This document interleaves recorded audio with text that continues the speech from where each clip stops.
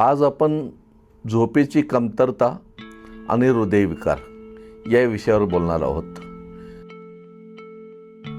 मित्रांनो, आपण दररोज वेगवेगळ्या प्रकारच्या टीव्हीवरच्या मालिका असतील, मोबाईल असेल किंवा आपल्या इतर कामांमुळे बऱ्यापैकी आपला वेळ त्याच्यामध्ये जात असतो आणि पर्यायाने आपली झोप कमी होत असते.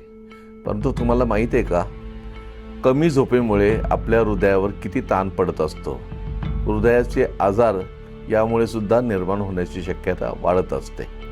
सर्वसाधारण प्रौढ व्यक्तींनी किमान 7 ते 8 तास झोपलं पाहिजे. आपण जर कमी झोपलो तर आपल्या शरीरात असलेले स्ट्रेस हार्मोन्स जे असतात ते वाढतात. त्याच्यामुळे आपल्या हृदयाचे अनियमित ठोके किंवा हृदयावरचा ताण किंवा ब्लड प्रेशर वाढणं अशा प्रकारचे अनेक सिम्पटम्स आपल्याला दिसायला लागतात. दीर्घकाळ झोपेची कमतरता असल्यास मधुमेह, हृदयविकार, ब्लड प्रेशर असे अनेक आजार निर्माण होण्याची दाट शक्यता असते.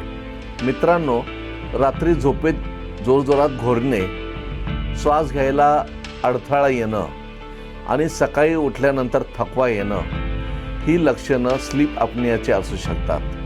त्यासाठी आपण वेळेवर आपल्या डॉक्टरांचा सल्ला घेणं अतिशय गरजेचं असतं.